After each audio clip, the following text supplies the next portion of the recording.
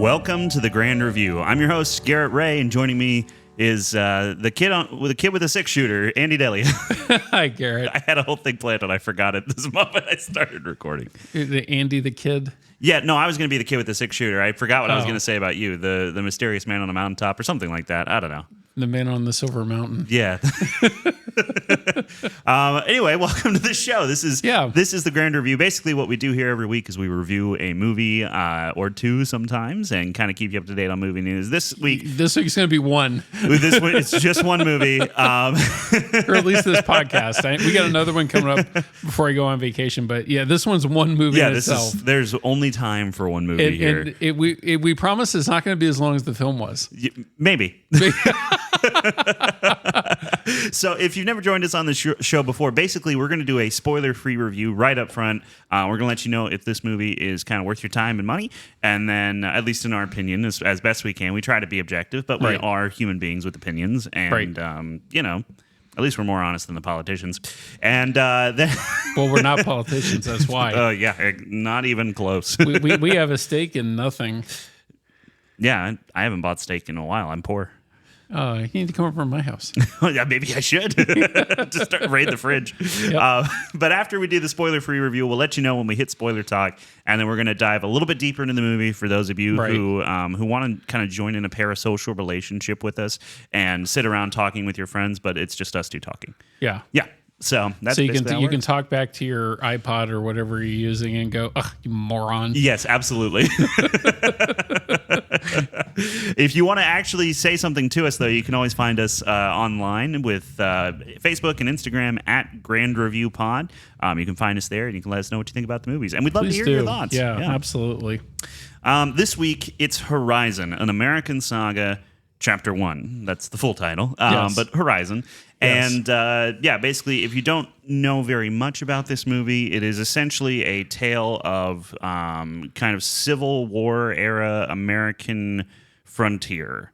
And if you're looking for more details than that, you'll have to see it. Yeah, outside of us talking about it, but. Yeah, I think this is. I don't remember the year that they had it, like right at the beginning of 1859. It's 1850s. Okay, 1860s. so this is pre-Civil War. Because Civil War 1861 to 1864 was the Civil War. Well, that was. I think maybe it starts 1859, but then it jumps to 1866 or something like that. Well, because I noticed one of the characters had a CSA belt buckle in one of the scenes. Yeah, which is Confederate States of America. So, the film definitely seems like it spans that long. So. And not to say that's a bad thing. Just it covers a large swath of time. Yes. Apparently, this this is not a spoiler for anything, but there's a Chapter 2 coming later this year, and then Kevin Costner is in the process of filming Chapter 3 and trying to do Chapter 4 as well. So this is a very long kind of wide-spanning saga. Yes. And so that's basically what this is. It's a Western. It's about the Western. It's about the last frontier. It's about the interplay between Native Americans and white people as they roll across the plains. Go west, young man. Yeah. And now what the story is, who knows? Your thoughts? Well, there's a couple. There's about 4 or 5 different stories going on in this thing. Yeah, I mean, if you broke it down, really, you could probably squeeze 8 or 9 different individual storylines. But yeah, this is how the West was won. I liked it. It is long, and it seems long at times. Even though I didn't look at my watch. Mm-hmm. I think it switches gears to the different stories at the right possible time when you're almost kind of like, okay, what's going on with this? And they switch to the other story, which is So the pacing and timing on that is really good. Mm-hmm. I just felt like at the end of this, I was like, okay, where's part 2 now? Because that seems to be like where everything is going to happen. Yeah. So this is almost like Dune, where it has so many characters and storylines that you have to establish all this first, or else it's not going to make any sense. Yeah. Well, I definitely don't remember 90% of the characters' names at all. I don't either. Except for Mary. I remember Mary and I remember Elias. And Which- those are the two that I'm like, I know they're, and Lizzie. Okay, so I remember three names. Caleb. Because for a while there, they were like calling everybody Caleb, and I was like, "Is there more than one character?" Yeah, named how many Caleb? Calebs are there? Yeah, in that one scene, because in that cabin, because I was like, the one's calling the other one Caleb, and the other one's calling the other one. I'm like, wait a minute, what? Yeah, but the older brother's name is Junior, I think. I have it. Oh, I have the list definitely here, lost so- that. Yeah. Although the guy that played him, I thought was really good. He's very tall. Yeah, Very tall. and very menacing and very Yeah. like exactly what that role needed. Yeah. he was it. Yeah. But I don't know who he was. Yeah, overall I think that the movie is it's a mixed bag for me, and let me put it this way. I liked individual scenes. I liked every scene that happened was well directed, incredibly acted. Photography. The cinematography is beautiful. incredible. It's Yeah. beautiful. I mean, I was sitting there looking at it versus I had just watched someone review Thunder Force before this, and they pointed out, the lighting in Netflix movies, and they all look the same, and they're all very flat, and they're all, they're it's just gross Netflix. and nothing. And yeah. And I was watching this and going, man, this looks like a movie. I like that. That Kevin Costner does have the pulse on that. And it is interesting to me that this is only his third turn as director. He's only directed 3 movies so far. Well, the and second one we try not to mention. The Postman? Yeah. I'm all for like post-apocalyptic films. I really do like that genre. Even that one was like, it's just boring and overblown. And Yeah. Well, I think there's a pattern there. Yeah. Well, Dances with Wolves wasn't like that. Although I haven't He seen didn't direct it, though. He did. No, he didn't. He directed Dances with Wolves. What yes, are he you did. talking about? That's Yes, not- he did. Oh, I'll fight you on this then. Yeah, All go right. for it. Dances with Wolves. Directed by Kevin Costner. Directed by whatever. Fine. Why did I think that was someone else? Go ahead. I'm wrong. Because the whole thing, I still remember when Dances with Wolves came out and everybody kept making fun of it and calling it Kevin's Gate.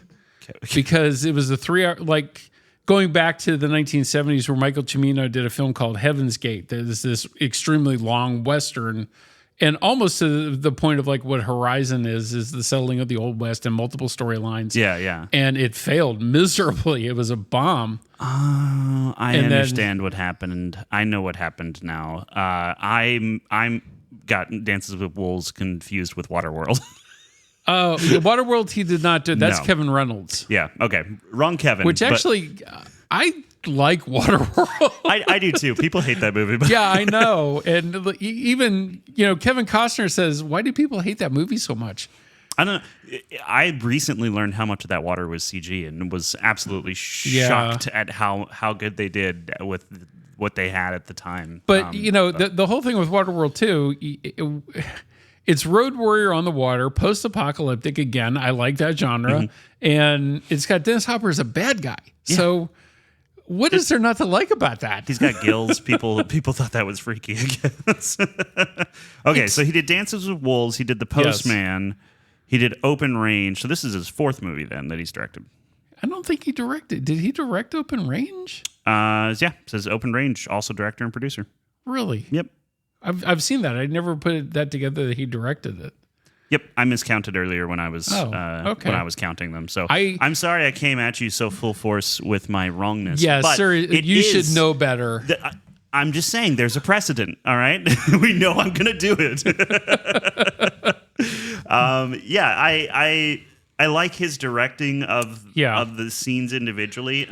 Which makes a lot of sense why he's not in a lot of this movie either. Yeah, he doesn't show up till an hour in. No. Which I literally looked at my watch and it was 9:15 and the movie had started at 8:15 and I was like, I like his character. I do too. There's solid performances all the way through. Here's and we'll get into why. Okay. But the thing that I found I was struggling with, and what my wife was struggling with was, one, it's so bloated that it's missing pieces.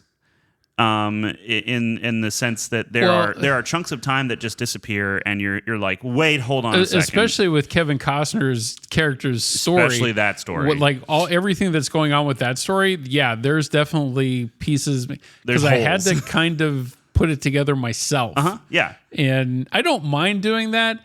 If it was done intentionally, that kind of is debatable. Yeah, it doesn't feel intentional. No, that's the problem. It feels like this is not a Christopher Nolan film. This is a 4.5-hour movie. You get it to 3, or we're not releasing it. Right. So stuff got cut. That's what it feels like. Yeah. And also, just in general, it made me feel stupid. Because there was just and look, I'm fully aware that someone's going to listen to this and go, well, it's because you are. And look, fair enough. All right. But honestly, I was not thinking that. I know I'm sitting here laughing, but I was not thinking that. Well, now you are. But when we were watching that scene, and it's in the trailer where he's like, "Oh, we got a bad man right here," and they're walking up the hill. Yeah. And I'm not gonna spoil any of that. But when we're watching that scene, I was just going, I know I'm smart enough to understand this conversation and the undertones, but I have no idea what they're talking about. I've just got lost somehow. And once you get off track in a conversation in this movie for two seconds, if you're not paying attention, you're lost. What's happening? Right. I really don't know. No, and actually, I did not fall asleep during that. Like, I stayed awake through all of it, which is more than I could say for my wife is the one that fell asleep this time. And it's a shame because she really wanted to see this. She loves period pieces. Mm-hmm. And I felt like her head sliding on my shoulder. And I'm like, oh, yeah, she's asleep. She's out. So I know the car ride home, and tomorrow I'm going to have to explain some of this movie to her. Yep. You're going to have to explain some of this movie to me, Andy. Okay. My IQ dropped like 30 points by the second scene because I was so confused. The one thing I give credit to this film is the authenticity, and I really thought it was historically correct, especially with the opening part with the Indians and even the internal struggle of the Indians. I thought it was interesting that they showed that. Yeah, I did too. Yeah. And for stuff like that, it's very hard for me not to like this film. Is it a little long-winded and overblown? Yes, absolutely. And there are parts of it that do seem missing, especially, like what we said with that main story. You really do have to put it together yourself to kind of figure out what's going on. Yeah. And we both said, I don't think that was intentional. I think there was just stuff that's missing because there's no way that a 4-hour version of this could have been released in theaters and it would have done anything. Yeah, and I have been really, really torn on that because on one hand, I go, yeah, maybe it is overblown and long, but then on the other hand, I'm like, no, it's too short because I didn't get a chance to really sit with any of these characters long enough to really get invested, but I was with them enough to feel like I wanted to be. Right. And that was a very, very difficult for me because this kept me up last night. I'm not kidding. I was laying in bed and I kept going, what just happened? But also I kind of want more, but there should have been so much less. But I liked everything that was there. Like individual scenes, if you look at an individual scene, you can see the craft of filmmaking in there. Mm-hmm. There are moments where tension builds, and it's an expertly built tension through dialogue and walking up a hill. And that's that scene that you were just right. Mm-hmm. That solely is to, the whole point of that scene is to antagonize Kevin Costner to the point that he'll go away, but he's not. He's that tenacious. Yes, but spoilers. Don't. Okay. I'm just saying, be careful. Okay. Sorry. We're gonna get into that. I promise you. I told you last night when we walked out of this that we're gonna have a lot to talk about today. Yeah, there is a lot. There is so much, and I'm having such a hard time deciding if I would recommend it or not because I'm worried it won't get finished. Well, even if the second part is truly, or the third part is the end of this, like I'm looking forward to the second part of it because I think that film is going to fly by because of everything that's setting up to happen in that part. Yeah. That I'm not going to mind. And actually, it is shorter than this one is. Oh, it is? Yeah, it's 2 hours and 46 minutes instead of, by 15 minutes, it's shorter. I could have split some of this up then, couldn't I? Yeah, I want to see chapter 2, and I want to see chapter 3 and 4. This reminds me of the experience of watching Lonesome Dove with my dad as a kid. You know, we watched Lonesome Dove so many times, and it was always, you know. And you should read the book. Engrossing, and I think we listened to it in the car once. We were going out to visit my grandparents in West Texas, and so that's a 9-hour car ride. So you do that a couple times, you can get through a whole novel, right? But at the same time, man, if you're not ready to sit down for a 3-hour marathon of a movie and pay attention the whole way through, you're just going to be frustrated. And it's funny that most of the people that coming out of this weekend like really enjoyed it, and they're already asking me, "Are you going to play the second?" Yeah, tickets are up for sale now. Yeah. So because that was the whole deal with Warner Brothers with the ticket on sale for this, you had to put both chapters up together for sale at the same time, even though they come out like over a month apart. Really interesting. Yeah. Okay. Which normally these kind of films are. This came out in June, so next June we'll see the second one. Yeah. That's not the case. Like, we only have to wait a month and a half, and then the second part of this comes out. Which is probably good, because if I wait any longer than that, I'll forget everything. Yeah. It's not meant for people with short attention spans. No, that's for sure. If anyone's ever said, "Hey, you're kind of like a goldfish," first off, you won't remember that happened. But second, this is not the movie for you. Yeah, I had an analogy for how I felt about this last night. Imagine that each individual scene is a little broken shard of glass, and it's some of the best, highest quality glass you could ever make for a big stained glass window. Mm-hmm. Okay, and it has beautiful color. There's no bubbles in it. It's not wavy. It is perfect. It is beautiful glass. And then you watch the artist take all that glass and they put it together, and they meticulously lay every piece, every little thing. They gild it all together with bronze. They put it up in the church, and you walk into the church and you get to see the finished thing for the first time. And it is a stained glass window of Jim Carrey from Ace Ventura leaning over talking to you with his butthole. It's I mean, technically it's good. But I don't know if I would say, yeah, hire this guy to do the next window. That is a one-of-a-kind analogy. I gotta give you credit for that. My brain does not work in normal ways. No, but we already know that. But and hey, that was it. I don't know. It's a good several films in one film, right? But the problem is you have to make one movie at a time, and this was 5 or 6, right? All trying to be told at once, and that does keep the pace up. So it didn't feel long to me, in the same sense that there was one movie we watched. The last 45 minutes started to. I was kind of waiting for it to be over. Okay, yeah, maybe a little bit. I was still. I mean, I was engrossed enough in the characters, I think, that I didn't get that way. But we'll talk about the very end of this in spoilers. So, okay. But yeah, would you recommend this? I would, but I would recommend it to somebody that has a love for film. Yeah. And for period pieces and, anything Western, definitely. Yeah. So it would have to be somebody that I know that will appreciate these things for me to say, yes, absolutely go see this. Because my uncle that lives in Round Rock, this is something that I would recommend for him. And, me and him too, he's not the typical movie-going audience, and neither am I. Yeah. So, but I was waiting for this to come out. I was curious to see how it was going to do. And that's where, maybe Costner bit off a little bit more than he could chew, because at least Dances with Wolves is more of a straightforward, very easy to follow linear storytelling. Yeah. Whereas this isn't. No. And it at least it is, and you can't tell, because it's impossible to judge the passage of time. It's not like if Tarantino did a Western, which is The Hateful Eight. Yeah.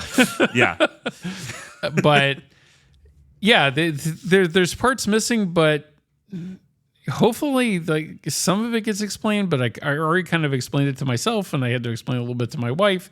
She had to explain a little bit to me about some of the scenes too, because the whole thing with Costner's character and what he's mixed up in, the whole precursor to that doesn't make a whole lot of sense initially. I have no idea who he is. I have no idea. Was he supposed to be an ex-Pinkerton? Is he supposed to be a butterfly? I have no idea. Well, he had gold dust in that little thing that he poured out for a guy that he was literally lending him money. Right, yeah. And then he ends up taking his horse. but is he he's described on the Wikipedia page as a rustler, but like, so does that mean he's a thief? I don't know who he's supposed to be. It's almost like the man with no name from the Clint Eastwood films. Yeah, except I'm angry about it right now instead of going, oh, that's interesting. Just let that anger go. I don't want to sound overly harsh because I did really like a lot of this. Yeah. But like that It's good. Not to say that it's a film that doesn't have holes, that doesn't have problems. Right. That there is some baggage that goes along with this film with what it's trying to accomplish and what it's doing. Right. So for me, I just kind of accepted that and move on and look for the next part of this. And then, okay, maybe some of it will be explained, some of it won't. Yeah. But it'll make sense along the line in the course of everything that's happening. Yeah. Well, let me tell you what my wife said when we got out of there, because I explained some things because she was like, wait, what happened with that? And I was like, I don't know. So by explain things, I mean I agreed with her that I was confused. I did explain a couple of things, a couple of moments and stuff. But she said to me,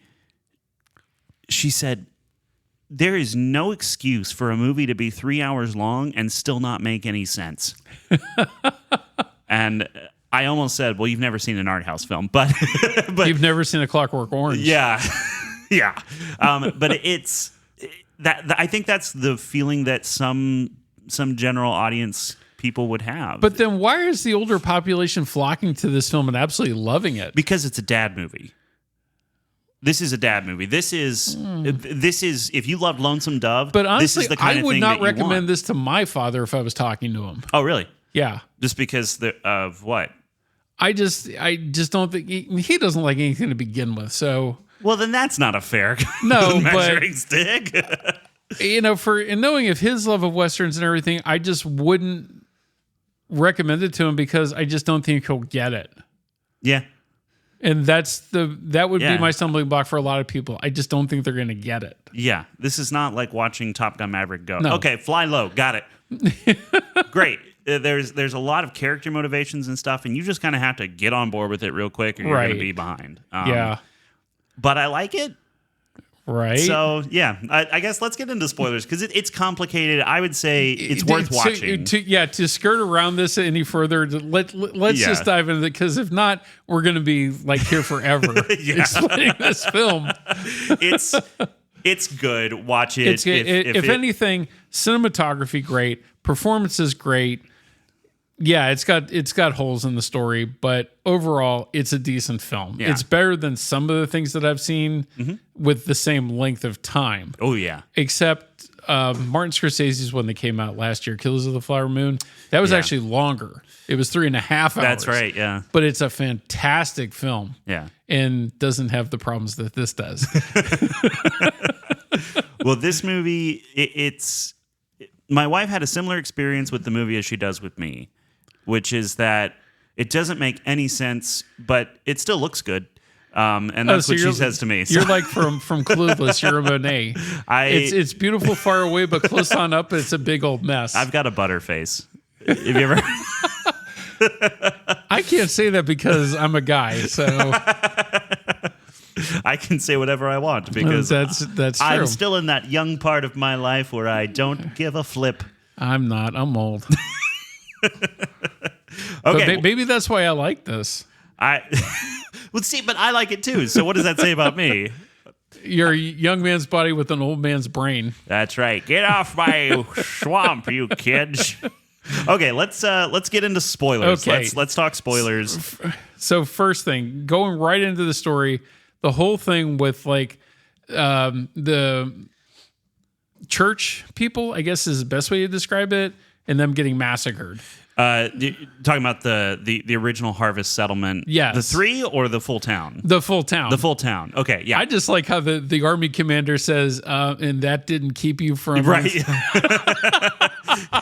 He says, so you came here, you saw those 3 graves, and you didn't take that as a sign of something? Yeah. They said, well, of course we did. And to build on this side of the river.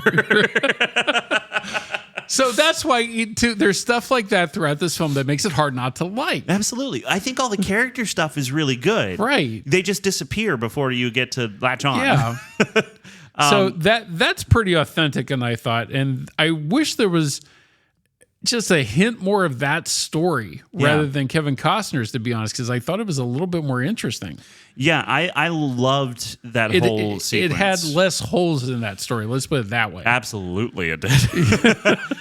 So yeah, we kind of, I mean, we open on the guy, kind of meandering through, or no, we open on the people surveying, and then they get killed by the Apache, and then a guy comes through and he buries their bodies and then starts building that up again. The preacher, yeah, and then he gets this place going with a bunch of settlers, and then the Apache come in the night and burn everything down. Yeah, all hell breaks loose, and that's the end of it. It is an incredible scene. I mean, the photography with the fires burning and everything, just beautiful. Yeah, beautiful. And there's so much good work done on establishing the geometry of the space that you're in, so that you know where people are at. Right, and you could figure that out. You didn't have a problem getting confused or not knowing where you were at within the scene, where you were directed where you were supposed to be. You're in the dark, going between a house that's on fire and a village that's on fire, and in a close-up, you still know which one you're at. And people hiding out in the cliffs. In the cliffs. Like, there's all of that going on, and it makes perfect sense. Yeah, and absolutely. People have no idea how hard that is. Maybe they should just done the whole film with that, and that was. I think. Okay, so this is an interesting thing about this movie, is that on one hand, it's like there's a movie in here that I totally would have watched standalone, and it has nothing to do with all of these other characters. It's just the people at the town of Horizon. And that would have been fine. Right. But they have this giant scope. And Kevin Costner's been working on the script for this since 1988. I'm not kidding you. I found that in my research. So why the plot holes? If you've been working on that, you'd think you would have figured all that out by now. I think it got cut I think it got cut in post. I don't think it's missing. So for from that the reason script. alone, I think I'd have to buy it when it comes out on home. Yeah, streaming. if it has extra scenes in it, I think it's going to be a better movie. Yes. And I get that you can't have people sit down for 5 hours in a movie theater most of the time. That's very difficult to do. Okay, so this brings up an interesting question, though. Would this have made better sense in a better movie if it had been like a series for Apple Plus rather than putting it in the theaters? That's a tough one, because from a storytelling standpoint, yes. From a experience standpoint, absolutely not. This is a big screen movie. Absolutely. It is made for the big screen. It is gorgeous, and you need to see it on the biggest thing you can, because the scope of it. The fact also, and I thought this was interesting from the very beginning, it's not in like a 2.35 to 1 aspect ratio. It's tall. It's flat. It's a tall, flat aspect ratio, which I thought, that's interesting. Like, this feels like it could have been more dramatic, but then the way that everything is framed, the way that it's shot, it makes perfect sense, and it feels right. Because when I got the specs on that, I was like, it's flat? Yeah. What? Isn't that interesting? Yeah. I was like, 1.85 to 1, correct? Right. Yeah. Where I thought it would go for the full cinematic ratio of 2.35 to 1, and I was like, okay, big sprawling film and shots, and no, it was short and closed in. Yeah. And I think that lended itself to, especially probably that a part of scene, the beauty of the whole film too. Yeah, that whole scene of them walking up the hill, seeing the full height of the men and not having a whole bunch of stuff on the sides. I think it played into drawing you into that character's conversation and stuff. So it's a functional, intentional choice that totally works. And surprised the heck out of me that I loved it. Because normally I'm like, I like the wide aspect ratio. It says event movie to me. It does. See, I'm with you on that. You're old school like that with me. I watch a movie, and if there's not black bars on the top and bottom of my TV at home, I'm like, I guess it's a child's film. No, I really love the way this movie looks. I'm not going to be able to get over that. Yeah. But, okay, so now going into the story that involves Kevin Costner. He shows up an hour in. Right. So this is what I got out of that story. The woman initially that shoots the father of this family, molested her, had the baby. She took the baby back and went away because she's actually a part of that family. Like, she was molested. Yeah, so that happens early. Wait, is that the opening scene? No, it's later on, isn't it? It's later on, but it's like the opening part to that story is her shooting him. Yeah, she and shoots taking him. the baby. She says James Sykes, and then just shoots him several times and doesn't kill him. Yeah, that's through the heart too. Right. I'm like, well, I get the only way I can rationalize that is she used birdshot instead of full shotgun loads. Yeah, I don't understand why she didn't step closer. But that too. Whatever. But yeah, that part's played by Jenna Malone as well. I was drawing a blank there on her name. For a Jenna second. Malone as Ellen/Lucy. I have a whole list in front of me. Good. I kid you not. The cast list is almost as long as the plot summary.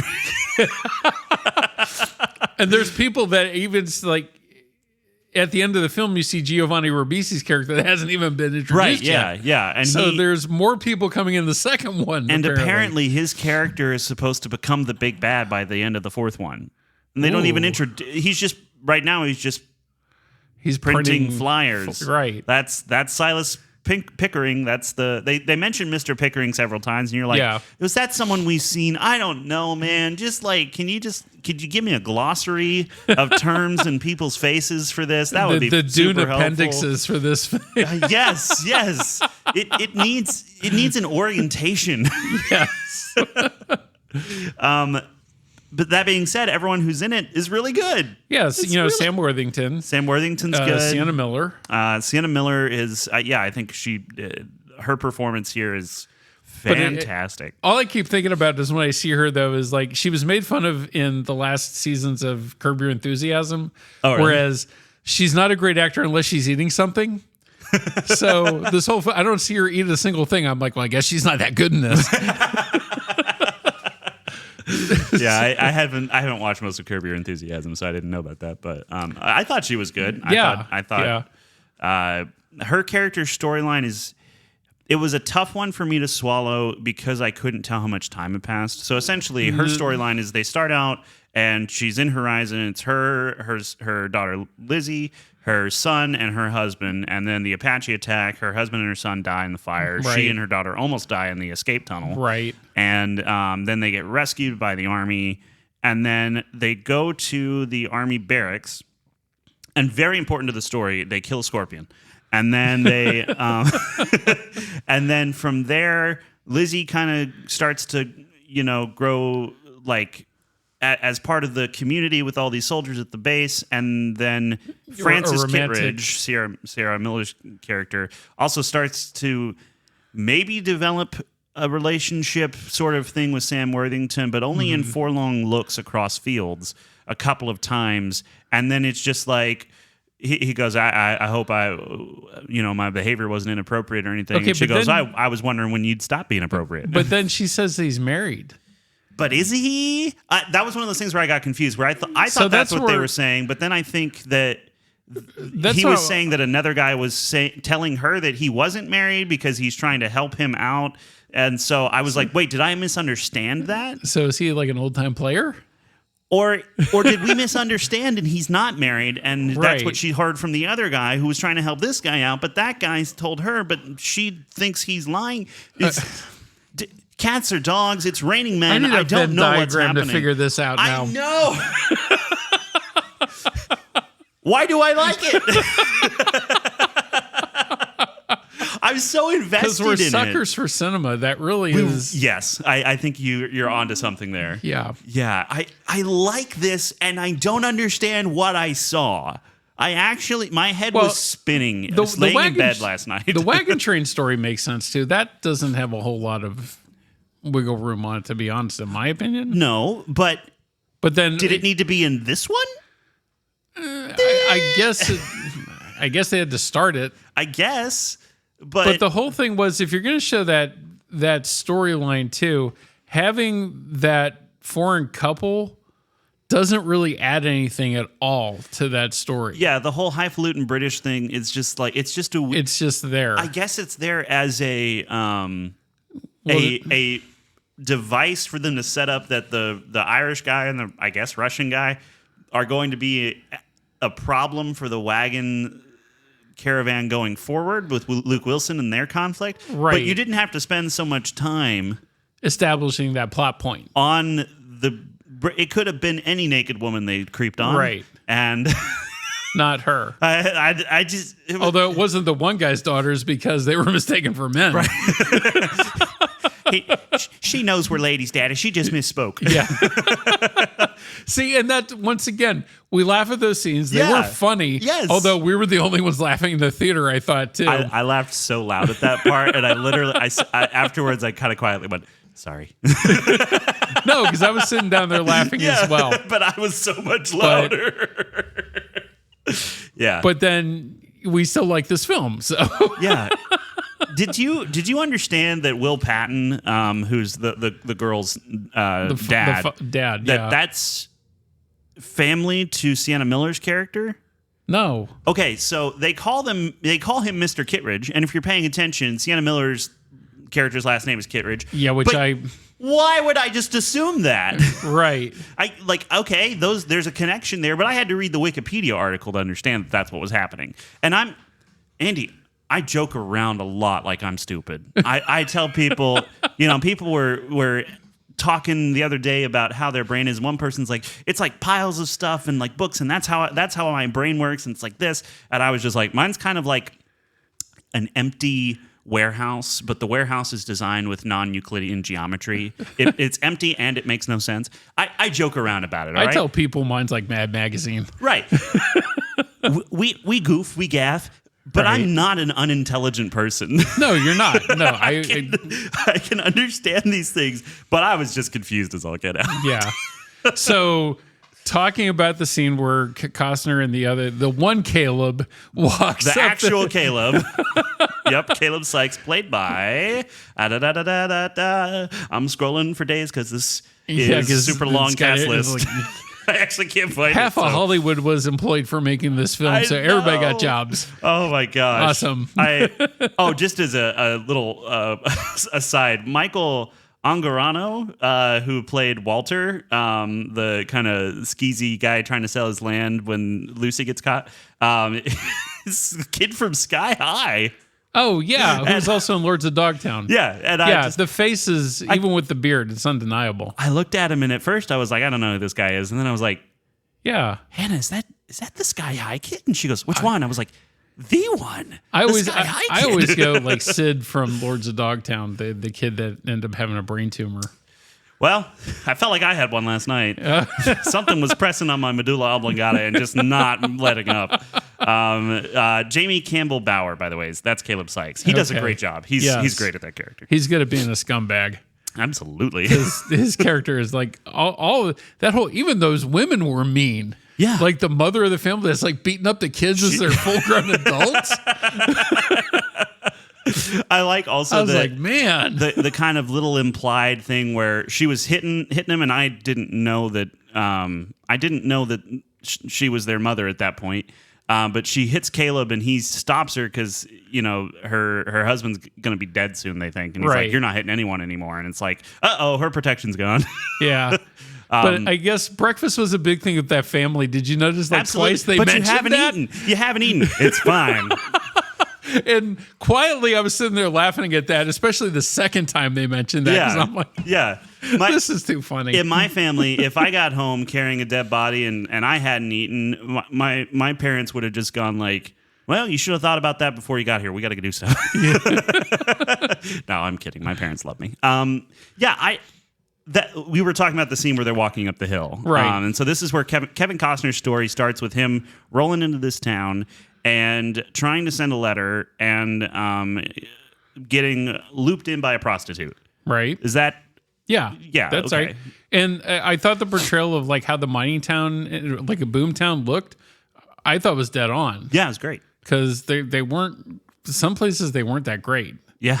Like they were real, and this is one of them. Yeah, like, literally a ditch through the middle of town. Right, Yeah. and it's a real not attractive looking town No, at it's all. awful.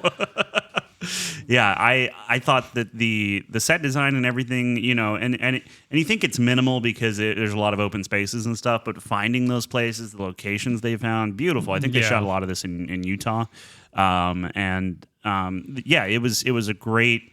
They're firing on all cylinders from a cinema perspective, Right? And that scene where they're walking up, I got lost early on in the conversation between Caleb and Hayes or Ellison, which is Kevin Costner's character.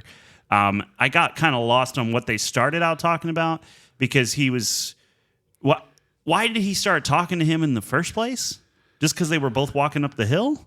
Yeah, Caleb figures out that they're going to the same place.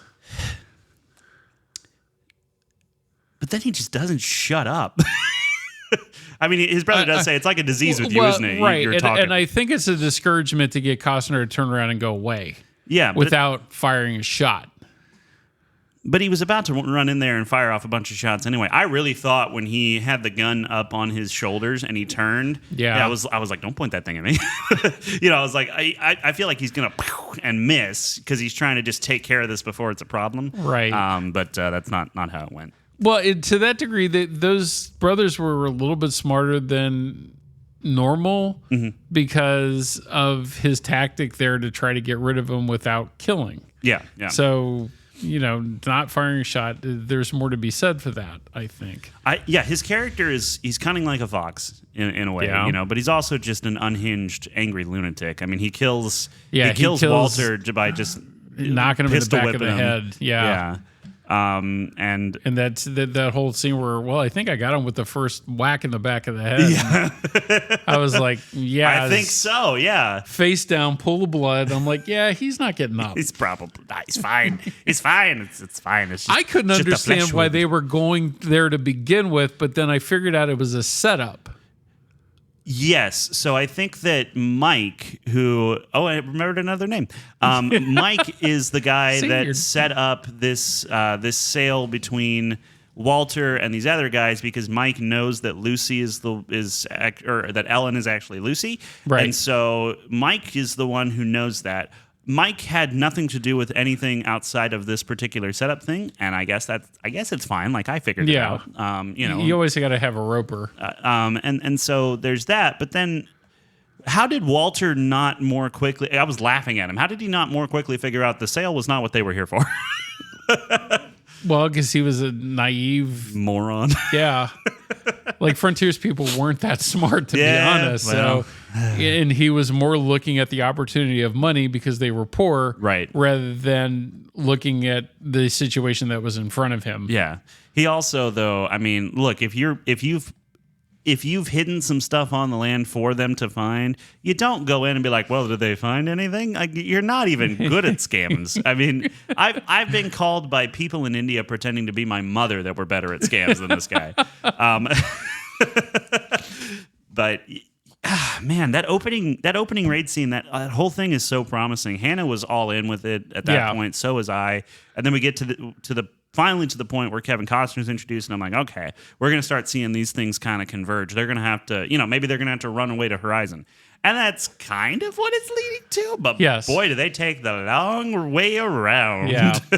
I like Mary's character generally. I think she's really. Yeah, that's where she's not likable.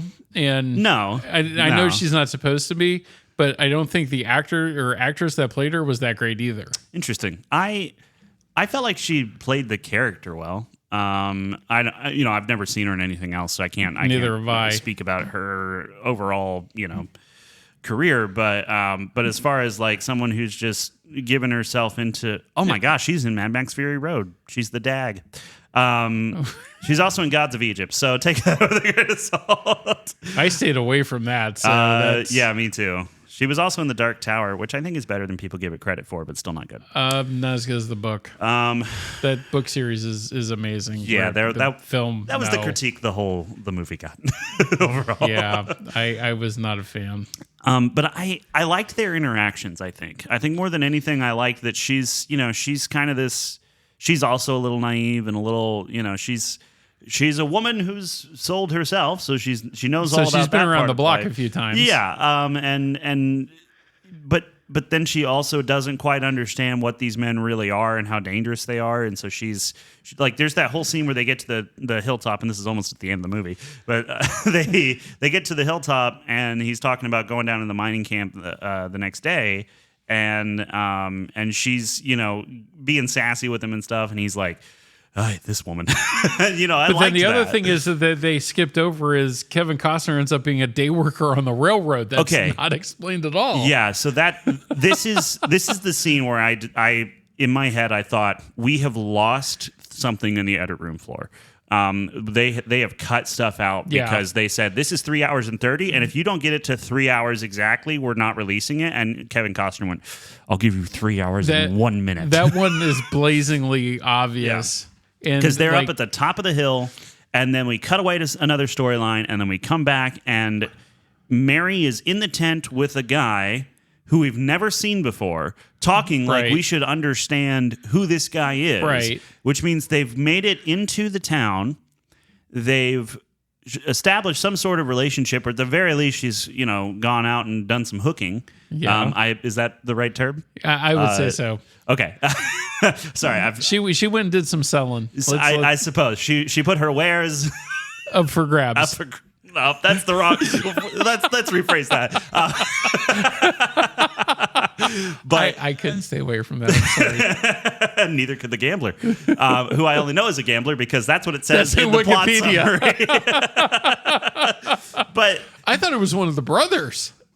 Yeah, but it's not. It's just some guy. And then he says something about Hayes as though like he knows the guy to some extent, which means they've been there for some time. It just jumps ahead in time randomly. There is the only marker for how much time has passed is how old the child is, little Sam. Yeah. But that jumps from small baby when Jenna Malone shoots James and leaves to 2-year-old because she says he's 2 years old. And then from then on, he's in that age where I, as a man who just, I've had, 2 baby siblings, but I can't tell how old a child is between the ages of 1 and like 14. I have no idea. No, I can't tell either. So I'm with you on that. So how long has it been? We have no freaking idea. And then this guy slaps her and walks out and is like, tomorrow morning, see if I'm playing.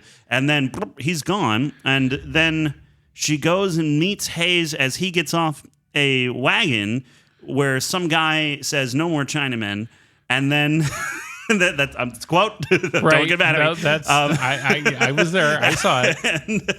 And then she goes and she gets on top of him in the tent that night, and I was sitting next to my wife, and I understand how the mechanics work, so I just kind of took my glasses off and was cleaning them and was like, "Oh, those are some good ceiling tiles up here. Grand Avenue's really a quality establishment." And my wife kept looking over and laughing at me. I was like, "I get it. They're having relations." Yes.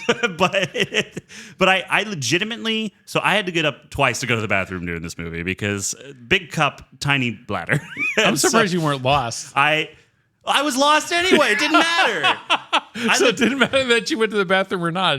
I am not kidding you when I say that when it cuts to the scene where she's in there with the gambler getting dressed, that I thought to myself, wait, did I go to the bathroom between the last time we saw her and now? Nope. I don't think so. When was the last time I took a leak? I have no idea anymore. And I legitimately thought I had missed part of the movie. And nope, it just does that. Right. But yet, once again, we liked it. It's so frustrating. Any other film like with this happens and the plot holes that this thing have. You saw how we ripped If apart. We would have ripped it apart. Absolutely. But we're not. We're actually praising it for one of the better things that we've seen this year. And that's even though we had to sit through Michael Rooker trying to do an Irish accent. Yeah, but that's kind of funny. It was funny, but I didn't take it seriously. But I like Michael also, I Rooker, didn't realize too. he was Irish until after the scene where him and what's his name, Danny Huston, the colonel, are sitting in there, and he says something. After Sam Worthington storms out, he says something, and I'm like, wait, does he have an accent? And then he gets like real Irish. Yeah. But all the scenes before that, the first like 9 times we see him, it's just like, It just Michael sounds Rooker. like Michael Rooker, right? I have no idea where the Irish accent. Like, did he gain a nationality? And because a lot of time passed, he could have gone to Ireland, picked up the accent, and come back for all I know. Then there's that whole sequence with like him following that woman, which never picked up that it was his wife. No, he says, "There's my girl." So I thought he was going to flirt with her, right? But no, he's stealing his daughter's bed from. Right, and yeah, I'm like, where's this going? There is a line in there. So essentially, what happens is he's got 2 of the Army cadets with him, and cadets is not the right word, but I'm going to say 2 of the younger Army guys, and they're all looking around the tent, and it's this really fun, lighthearted moment where he's like, okay, you gotta go. That's my girl. We're gonna go. Yeah, and they. Sorry, it's Michael Rooker, so it's more like. That's my girl. He's got such a gruffy voice. It almost sounds like you're doing Quint from Jaws. There she blows. Now I've gone full Moby Dick, but. I don't know why that tickled you so much, but I'm glad it did. Yeah, I'm easily amused. Well, that is very good. That's why we get along, because I am not good at making people amused, but with the bar is this low. It worked with me. Yep. No, they're watching this scene, and he's like, but the heat slows her down besides, and it's like, that's funny. Okay, so are they going to go distract her with something, and then he's going to show up with flowers? Like, what's the deal? Right. Here? And then you find out, no, it's his wife, and they're taking their furniture, and he's taking what used to be his daughter's bed to give to Lizzie, because she reminds them of his daughter who he had lost. Right. And then when they get over there. The moment you really realize, oh, that's his wife, is when he shows Frances a picture of his daughter and goes, "This was our the last of our 6." Right. And then you go, "Oh, that's his wife," and she goes, "Tom, you ought to have told me when she sees Lizzie." And I just that line, I think, explains how you feel every time it jumps around. Well, you ought to told me. You ought to have told me why are we here now? So, okay, moving to a brighter topic in this film, in this discussion, I think that scene with the Indians, with the older Indian elder and the younger kid, and his rationalization and telling him what's going to happen with him, even though he doesn't realize it yet, I think is amazing. And I was like, the old man's got it right. Yeah, I'm trying to. I don't know what the chief's name was. I don't either. I think it was Luluye. I know that his son, the older one, was Poinsigny. Chief Wahoo McDaniels. And what? You are listening to me. Good. Yeah. I'm just trying to read at the same time. It's an old wrestler. Oh, okay. Yeah. Well, Poinsigny is played. This is a great name. Owen Crowshoe. That's a great name. Yeah. That's cool. It's not as good as Imogen Poots, which is my favorite actress name of all time, because this one's not funny, but it does sound cool for some reason. Yeah. Crowshoe is like, I don't know, that name, as the kids say, goes hard. Yeah. There's some really interesting stuff with the indigenous people, and I think you start to kind of understand their side of things, and I think that it tries to be fair with that. Right. And the movie definitely, it starts with aggression from the Native Americans to the people that are kind of moving into their land. Even within the Native American community, because there was that one thing where the one Indian stole the deer from the other tribe, and they went after him. Right, because the people that have settled at Horizon have actually interrupted the hunting lands of this tribe. And so I think that it does a good job of setting that up so you kind of understand their motivations, even if you don't agree with the violence. And that's maybe that, if, like I said before, if the whole film was just that, yeah, it might have been a little bit easier to swallow all this. It would have been immediate recommend. Right. Yeah, I think it's just bogged down by being so many different things. But then where does it go horribly wrong with the mercenaries that are going after the Apaches at that point, to the point that they don't even know who they're hunting after a while? Right. Okay. So here's a question I have for you. I think this is one of the times when I went out to use the restroom. It was a scene that was at Horizon before the army takes people back to their camp, and I went to the bathroom and I ran back in. And I asked my wife, what happened? What did I miss? And she goes, I don't know. They were talking smack. Is that where Elias gets Russell the kid to agree to go out and hunt them? Yes. Okay, so that's what I missed. Yes. I was completely confused when they cut back to that storyline later. Russell. And then with the kid buying like 2 revolvers for what looks like a quarter. Yeah.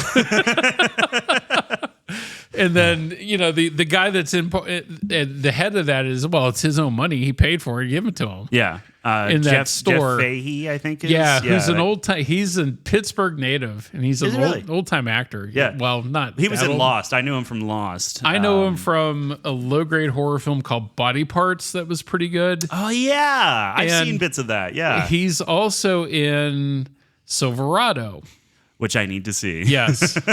I think Silverado was his first film credit. Right, because oh my gosh, he's in The bad Lawnmower Man. I got big problems with that movie. Well, yeah, it's called The Lawnmower Man, Andy. No, like the story that it's based on is about 5 pages. In the book Night Shift that Stephen King. Yeah. And has nothing to do with CGI, virtual reality. Well, it's about sacrificing people for the perfect lawn that turns into this whole other, and it's a mess of a movie. It really is. He was also in El Dorado as Doc Martin. That's fun. El Dorado in 3D. I thought it was a different movie. I clicked on it. The poster is embarrassing. Body Parts is actually a better movie than it sounds, to be honest. Like the premise of that film is a doctor that's taking death row patients and taking them apart and putting them back together to make like Frankensteins. Oh, cool. At least you didn't go the human centipede route. No. So all these like amputees and different victims get the parts from these executed prisoners that eventually go back and start murdering these people to get all their body parts back. Oh. So it's, like I said, it's a much better film than it sounds. No, that sounds interesting. I thought you were going to say like they all start going crazy because crazy blood in their arms or something. Well, because the trailer for it, I remember being super misleading, that you got Jeff Fahey's character gets an arm and he starts, it's almost like the guy's spirit possesses him. And, right, yeah, that's what but I it's thought you were not. going to say. Huh. It shows that a little bit, but then goes into this whole completely other story. And it's only like an hour and 25-minute film. Huh, okay. I like Jeff Fahey. I liked him in this. I liked him in Lost. Yeah. He has an incredibly long credits I never list. watched Lost. Never. It's good until it's not. And that's one of the things where you and I talked about this, that everybody's into it, so therefore I'm immediately turned off. I watched the first episode when it premiered, and then it became like our family thing at once a week. So it was like, okay. I can understand that. We sat down, we had pizza, and we watched Lost every week, and so that was like our family stuff. But it definitely, yeah, at some point you're just like, all right, they did not plan this out. No. But yeah, that whole scene in the trading post, I thought was interesting. I was trying to figure out if we had seen that Native American character before. We hadn't.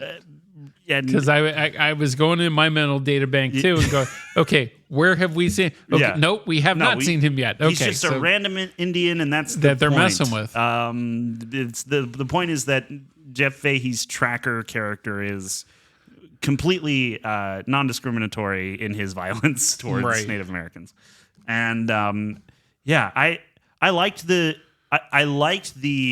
parallel that they drew between the Native American violence towards the settlers at the beginning, and then it kind of ends, Russell's story, Russell and Elias kind of ends with the settlers' violence towards the Native American community and how they're not really any different in how they're treating each other. Then to the point that you understand why the Indians went after the white man. Right, yeah, absolutely. And you see Russell just devastated by both. Yeah. He thinks he wants revenge, But by the time that he gets there, he falls to his knees, and it's just like this is wrong. Yeah. This is all wrong, and I don't know what to do because he's a kid. Right. He lost his parents. All he had was this drive to get revenge and a quarter for guns. And now he has no quarter and no revenge. And he couldn't even get licorice at that point. I know. What's the point of going to the trading post if you can't buy guns and licorice? Yeah. Yeah, oh man, it is. I am not kidding you. Halfway through the plot summary on Wikipedia is the scene where Poinsigny comes into conflict with his chief, his father. Yeah. That's halfway through the plot summary, and then it barrels through the other 3/4 of this movie. Meanwhile, that happens 3 in like paragraphs. The first, I know, it's like at the beginning. The first part of the film. But that whole line, going back to it again, that whole line where, okay, you're going after these people now that are eventually going to keep coming and keep coming and keep coming. And yes, you're going to stay awake. You're going to try to kill every one of them till eventually they kill you. Yeah, this is the chief to his son. Yeah, I also thought it was interesting that they set up that another one of his younger sons says, "I'm going with Poinsigny," and he goes, "I'm glad my son knows who he is." And then his adopted son, who he speaks to in English, that kid says to him, "You speak to me the way my first father spoke to me, and you don't get mad at me when I do it." And so it's and he says, "I'm glad my son knows who he is. I'm glad my sons know who they are." Yeah. And so I thought that was such an interesting thing, and then you never see him again. And I was just like, okay, I guess we'll pick up with that later. In chapter 2. But I really liked that. Yeah. I liked those characters. I liked the conflict there. I liked getting into sort of the conflict between we need to stop this and we can't stop this and we need to learn how to live in peace. Right. And understanding both sides and why they think that way and why and wanting to see how that plays out. But then is Poinsigny part of the movie again and at all? We don't see him at all ever again. There's people that just disappear and man. But then that whole trading post scene is interesting as well for the degradation of the Indians. Yes. Because he's given them free the shopkeeper, which is James Russo, who was originally in Beverly Hills Cop. He was the guy they shot in the first part of the film. So to show that as the other half of this too, and then to go in and take advantage of them was really interesting to see that. Yeah. Because that's something I really hadn't seen before either. Yeah, I think that it's a pretty honest look at, kind of the interpersonal relations that were going on between the indigenous people and the settlers during this time. And then also, the senseless violence that was happening, the misunderstandings that were happening, the anger that makes total sense. I like all of that. I think this movie is doing so many good things well, but it's chopped to bits, like someone with an axe and just they've lost both of their eyes, but they know something's in the room. Texas Chainsaw Massacre slaughterhouse. Yeah, absolutely. I mean, the cutting room floor must just be littered with film rolls, about foot deep. And well, I guess now it'd just be a bunch of SD cards, but yeah. Red mags or I thought you were right in saying SD card. Sorry. Well, yeah, no, it's red cameras, which I don't know if they shot this on red cameras, but red cameras use what's called a red mag. Up until recently, they started using CF Express Type B cards on the newer Cine cameras. But for a long time, they sold these SSDs. Look, this is interesting, I promise. But for a long time, Red sold. They call it a red mag. It's an SSD, and you can get 256 or 512 gigabyte cards. And it's this big metal chunky, you slide it in, and it feels good. And you're like, yeah. And then it was discovered that they were $5 SSDs from AliExpress that they ran tests on. And then they put a custom interface, a custom little connector on it, and put a little, a verification code on the root of the drive. Okay. So if you trying to use any other SSD that didn't have that verification code, it wouldn't work, even though they were not actually good drives in the first place. But do you want to know how much a 256 gigabyte Red Mag was? How much? They started at, I believe, $1,400. Oof. Yeah. Red as a company sucks. They suck. And I'm glad Nikon bought them. I hope they destroy that company. Yeah, Red is, gosh, garbage. I hate that company. Have we talked about the film tax before? I don't think so. Film tax is essentially when you're buying equipment. If you buy a screw from Home Depot, it's 10 cents. Right? If you buy that same screw, but it's coated black and it's sold from a camera company, it's going to be $19.99. That's the film tax. Everything that should be, it's just a little hunk of metal or whatever. Little dovetail plates. It's a plate that it's manufactured within certain tolerances, but it's just a plate that it's got little kind of edges that go out at a 45 degree on either side. And you want one that's 12 inches long so you can slide your camera back and forth on the tripod and get it balanced properly. Well, that'll be $398. Thank you. And you're just like, this is not that. No. I can make this for less. Yeah. And Ari's like, sorry. And then Red came in and was like, those are rookie numbers, son. And they just went freaking nuts with it. Anyway, sorry to get lost in the weeds there. I love Gear Talk. No worries. But yeah, I don't know what they shot this on. Let's see. Okay, so there's a concept in screenwriting that came to mind while I was watching this. The concept is when you're writing a scene, you come late and you leave early. That way it doesn't get boring. You don't show them walking through the door. You show them already shutting the door. We don't need to watch someone walk from the car to the house. They pull up and then you cut to them getting into the house. Come late, leave early. Right. That way the pace keeps up and you're not being bogged down with things that don't matter. Unlike this overly long explanation. But this movie, I kept every time we jumped into a new scene, I was like, Bud, you didn't show up like fashionably late. You missed the party. It's now 1 a.m. and you've woken me up to come down and go, no, you missed the whole thing. Yeah.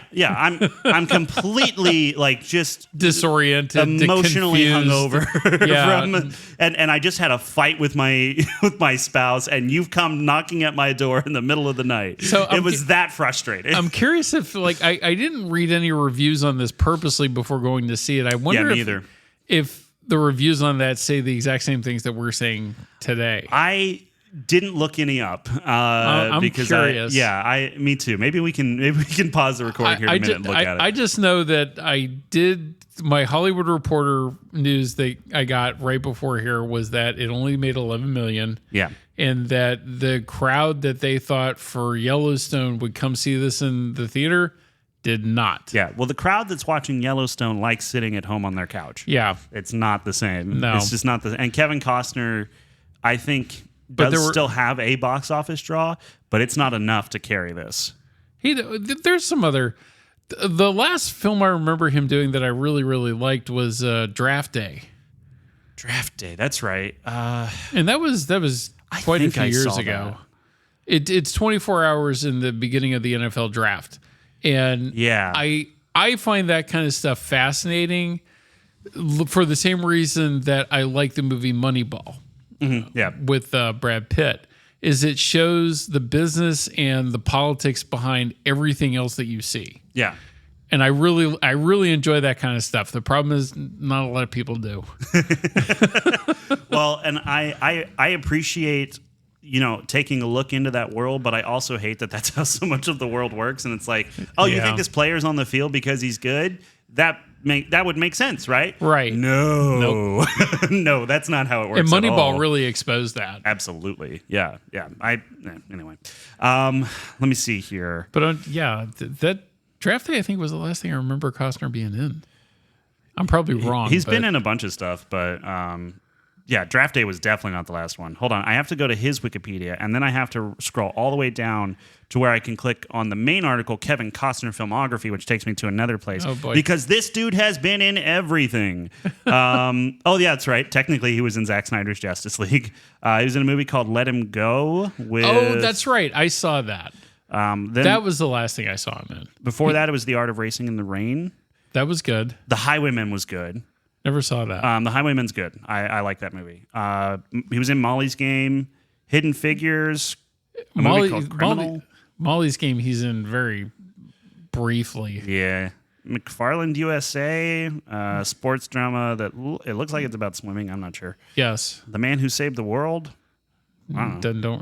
Yeah, he's been in several things. So, Okay. All the way back in 2014 But was let him go. Actually, that's the last thing. Yeah. Because I was wrong about Draft Day. Was that good? Let Him Go is an intense film. It's really good, but it's intense. I do like intense films. So the story of Let Him Go is they're the grandparents. Their daughter marries a guy that has the worst reputation in family. They are horrible people. Like, they're real scum of the earth. Huh. And they take the daughter and the child that they have. When they try to go visit them, they won't let it have access to them or anything at all. And then they kind of tell them, don't ever come back here. We're not allowing you access to these people ever again. So go away. And then they kind of make it their mission to rescue him. Yeah. Yeah, that makes sense. But like, it's an intense film, and it's part of it is it's not nice. But it's a good movie. I almost knew It's Not Nice was going to be followed with I loved it. Yeah. I like those kind of, what can I say? Like sociopath and psychological. It's so interesting. It's more interesting than regular people. Oh my gosh. That's Andy, why I like mob films I so have much. bad news for you. We're basically white women. White women love psychopaths. So that's documentaries is that about going them, to I lead should say. to August when the Colleen Hoover movie comes out? What?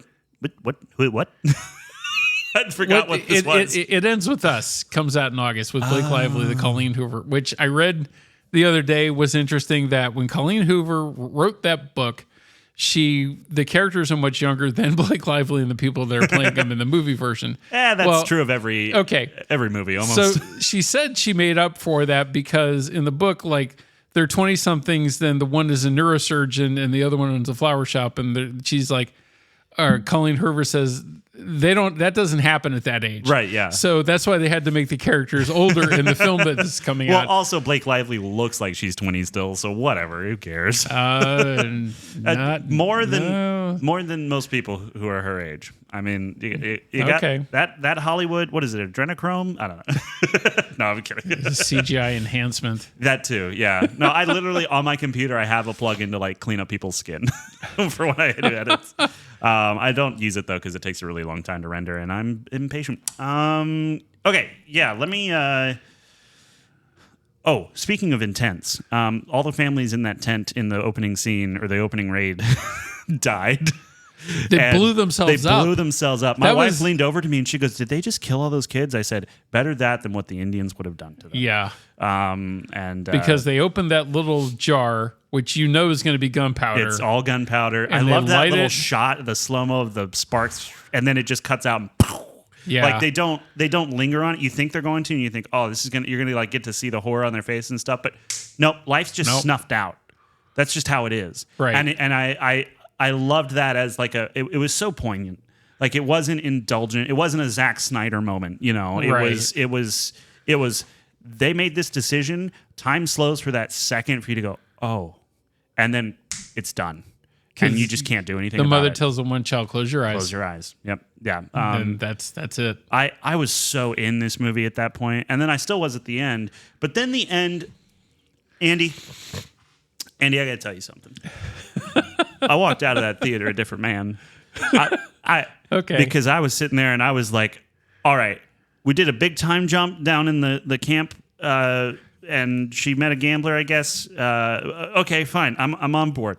And then this movie, it picks you up by the tips of your ears and swings you around at 1,000 miles an hour and goes, deal with it. And that's how it ends. Because at the very end, they just go, okay, now suddenly we're in montage mode. This montage is going to go for 9 minutes. It's going to throw so many plot points at you. You're going to see people you've never even seen before get their stories ended by being shot. And we're not going to tell you if that's what's happening in Horizon Chapter 2 or if that's now. And we're going to pick up from this in Horizon Chapter 2. So you better know every single moment and what happened because you're going to be lost. It just it just keeps throwing moment after moment after moment after moment at you. And you're just like, what is happening? How is this acceptable? I literally had my hands on my face, pulling my cheeks down going, what is going on? And I know this sounds like I'm being overly dramatic, but I was so confused and just baffled by what was happening and the fact that it decided to end the movie in a montage. Well, no, I kind of expected that because it's already done. I figured we were going to get a glimpse into the second one at the end of this one. The problem was it just zooms right into that without any warning whatsoever. Right. You do the someone comes over a hilltop and sees Horizon and someone's hammering a stake down Coming and then chapter 2. And then you cut.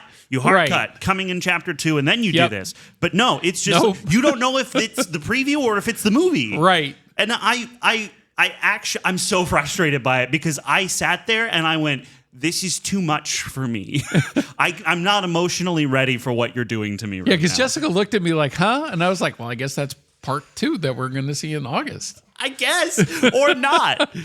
And so I went and I read the main page of Horizon. Okay, so to get to Kevin Costner's filmography through this, you have to find the Wikipedia for Horizon. Then you have to pick one of the 4 movies from Horizon, go to that page. And then you click on Kevin Costner's name. Then you have to scroll all the way down to the bottom of that, and then you can get Kevin Costner's filmography, and then you can scroll through all the movies he's been in. So it's just as convoluted as Horizon is. Yes. Sure, I could just look up Kevin Costner filmography and skip right to it, but I just wanted to get to it from here, and normally that's 2 clicks, and it was like 19. So the film already had an influence on you, and you didn't know it. I'm so tired, Andy. Not to bet. We started this movie at 8 o'clock last night, and like 11 o'clock it was over, and both of us were like, we're going to bed. At 3 a.m, I was still piecing together what had happened to me.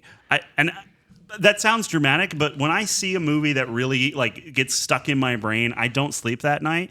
And normally it's because I'm going, that little thing ties into that. And this one, I was just like, this is a bunch of loose ends, and they've all been laid out on a table. Leather has been wrapped around as a sort of handle on one end, and I've been flogged with it in my face.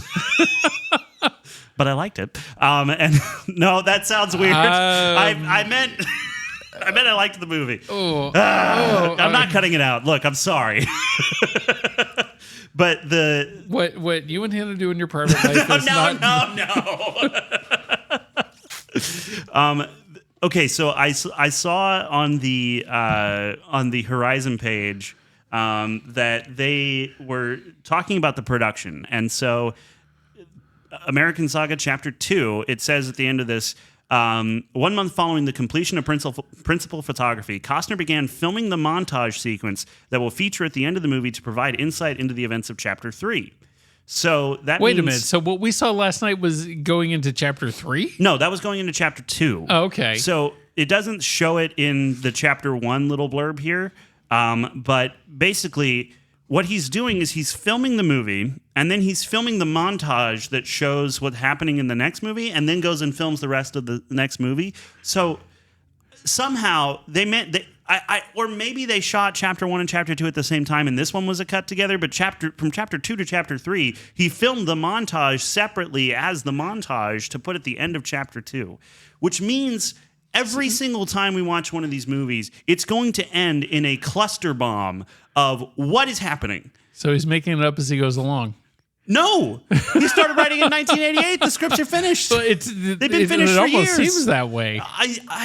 I'm so flabbergasted by what I was But then if you do this with experiencing. Chapter 2 and then show us everything for Chapter 3, Chapter 3 is not really done yet. So and I haven't heard of a release date or anything, and the grosses were not good for this thing over the weekend. Yes. I don't think they're going to get any better for part 2. They're probably going to be the same, if not less. It's going to be less because the people who saw the first movie are going to decide whether or not they want to put the effort into the second one. They're either going to go, that sucked, or I want to see more. And you're not going to get every single person who saw it the first time to say that. There's going to be people that are going to come along and go, no, I'm out. Absolutely. So your ticket sales are going to drop over something like this. We saw it with the Maze Runner and the Divergent franchise and all. If people are not hooked, it's diminishing returns.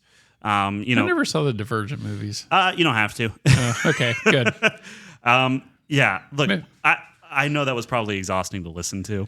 No, but that's there's more exhausting things I have to listen to. Trust me. And guess what?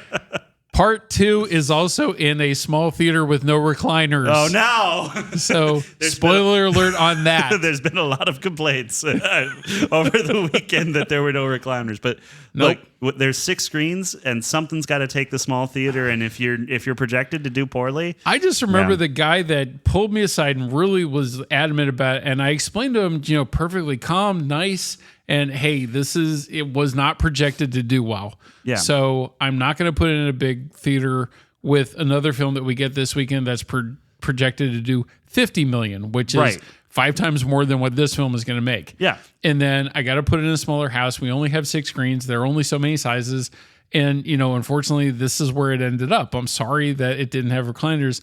And I just see the blank look on this person's face to the point. Why didn't you bring me your own lazy boy then? It's like, so you're going to put Chapter 2 in a bigger theater, right? I'm like, no. No. He's like, you're kidding. I'm like, no. You know what's funny about that? I actually... I like the recliners, but I also like the non-reclining seats here. I think Theater comfy. 2 is very comfortable. It is, yeah. Even for 3 hours. I wasn't uncomfortable at all. And neither was I. At home on my own couch, I'm constantly like, this... I mean, I have an IKEA couch, so that's my fault. But and one of my other managers, she made the same thing to me, and she gave the same response as I've been telling everybody that this was my logic, so I have to stand by it. Right, yeah. And the rebuttal back is always, well, it's a 3-hour film. It should have recliners. So for a 3-hour film that maybe 20 to 30 seats in a 200 capacity theater, they're the only people that's going to be in there, and the rest of the theater is going to be empty. Yeah. So then I have to sacrifice another film that's going to get sold out every show. No. Yeah, it doesn't. It does not work that way. It sucks, but it's a business, and you have to supply and demand. And what's in demand right now is Inside Out 2. I mean, it just crossed $1 billion. The first movie this year to do that. It's gotten $1 billion in revenue. So I'm curious to see what's going to happen when it's face to face with Despicable Me 4. Yeah, I don't know. I'm really curious to see what the box office is going to do. Or I haven't seen projections yet on Despicable Me 4. Me either. But it's already a proven franchise for Universal. Yeah. So it should do well.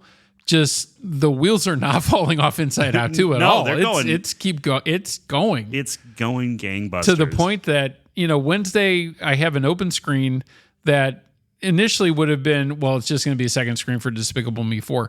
No, I have alternating shows between that and Inside Out 2 all day. Yeah, that's crazy. Because I don't want to sacrifice the show We're times. already 2 weeks into it, right? No, 3. It came out the 14th. Oh my gosh, we're 3 weeks in. Yeah. Yeah, that's insane. That movie has legs and arms and eyelashes that clip through disgust hair, and I didn't realize that till someone pointed it out, but it's fine. It's and 6 energy drinks all in one shot. Yeah. Which is what it sounds like when I complain about the end montage of Horizon. Actually, it did. Yeah. Your anxiety was showing through. The one skill I have, so most things that I do in my life, I have fought long and hard to be able to do it with any sort of competency. I love filmmaking, but it does not come naturally to me. I had to really work at it. The one thing that I have that is a God-given inborn skill is I can rant. Yeah, me too. I can rant about anything. I was streaming once. I was streaming a video game, and I ranted about something, and someone went, "Man, that was a heck of a rant." I was like, "Give me anything to rant about, anything." And someone just said, "I don't know, toasters." I ranted for 10 minutes about toasters and didn't repeat a single point. And I wish I had saved that video because it was an incredible rant. But okay, this movie is a frustrating example of the sum of the whole. Is not everything up to the same snuff as the pieces themselves. Everything points to the direction of a bad movie. Yeah. But it doesn't all at the same time. Yeah. Okay. I know exactly how to put this then. This is 5 good movies that all got cut off at the kneecaps to make room for each other. Yep. I think that's the best way to describe it. Yep. And boy, I like all 5 of the movies.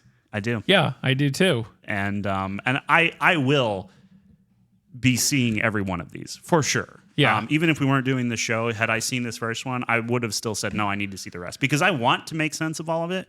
And I want to, it's one of those things where I feel like on the second watch, you're going to go, oh yeah. Okay. Well, we're going to have to watch this first one again before Chapter 2 comes out, because I have a feeling we're going to forget a lot of it before it comes out. Yeah. Or just read the plot summary, because it makes more sense than watching the actual movie. But I have a feeling parts 3 and 4 of this are going to end up on a streaming service. I think you might be right. I just don't see the longevity of this in theaters, unfortunately. And maybe at the very least, it gets a limited release for parts 3 and 4. Maybe you could sell it to Netflix, maybe HBO. It's going to be Max, because Warner Brothers has the contract with them, so the sound's going to suck. Yeah. you think you got lost in the conversations before. Wait till you can't hear a single syllable. Yeah. HBO, fix your streaming service. Mike, just normalize the levels louder. I think it should just go back to be HBO to go or whatever they had at some point. I don't know what they're thinking with any of that. But that's what happens when you let Discovery Channel take over your network, and then they're used to like 90 Day Fiancé with everybody screaming, so they have to turn the volume up for everybody to understand that even louder. And I say that because I watch every one of those stupid episodes. I respect that you can admit it. Yeah, I am a connoisseur of trashy reality television. I really am. And I'm not afraid to admit that. Yeah. Oh, goodness. If it's really crappy and like and it's been on TV, yeah, I've probably seen it. Yeah. maybe we'll talk about that more one day. But for now, I think maybe we should call it for Horizon. Unless you've got something else you wanna say about it. No, I think we've covered everything on this. It's a fascinating film. It really is. And it is. I am so interested to see more, and I have so much anxiety about the end of each one of these up until part 4, because it will actually have to end. So maybe you should just leave before it gets to that, and like when chapter But how will 2. I know when it is? Very true. It could be the last 5 minutes. It could be the last 30. There was no indication. No, that's because even like I remember when that happened with Back to the Future 2, and they cut to the end, and coming next spring, Back to the Future Part 3, and they show the Old West montage and stuff that's coming. So you knew this is going to be the Part 3 to this series, and it's going to be the last one. Yeah. This one, there was no warning whatsoever. None. It was whiplash. It was narrative whiplash, and it gets worse the longer the movie goes on. You feel more of that. Right. But anyway. All right. Well, let us know what you thought of Horizon, an American Saga Chapter 1. Just you can find us online at Grand Review Pod on both Facebook and Instagram, and you can let us know. Yes. I am still, in last week's episode, I mentioned that I was going to try and do a comparison between the first note of music at the triumphant end of A Quiet Place Day 1 and the Mac startup chime. I'm still looking for a legal way to acquire that clip. So without bear paying with royalties? me. I will do it at some point. I'd have to find a bootleg version of the movie, download the whole movie, commit piracy, and then cut it out. No, you're ruining my business. I'm trying to find another way to do it. Like, just maybe someone's posted just that clip or something, and I don't commit piracy. I don't know. Anyway, just know that I promised that on the social media, and at some point I will do it, but it may be after it's released for download and I buy it. So okay. But yeah, other than that, we'd love to hear your thoughts. Thanks for listening to this. Thank you. I know that was a lot. And you might have to like rewind this and listen to it again, because that's almost what we had to go through to watch this film. So yeah. I mean, I'm so torn. But I'm not torn on saying thank you for listening and giving this thank good you so old much. college try and listening to the show. If you like the show, recommend it to your friends. It's the highest form of compliment you can pay us. And if you don't like it, don't say anything. Yeah. Look, if you don't have something nice to say, don't say it. That's what my dad always said. And Yep. Well, that's not true. He makes fun of me a lot. I'm just kidding. No, he does, but he means it in love. All right. I don't know where I'm going with this. Let's end the show. Yes. All right. Thanks for listening, and we will see you at the movies. Yep. Take care, y'all. Bye.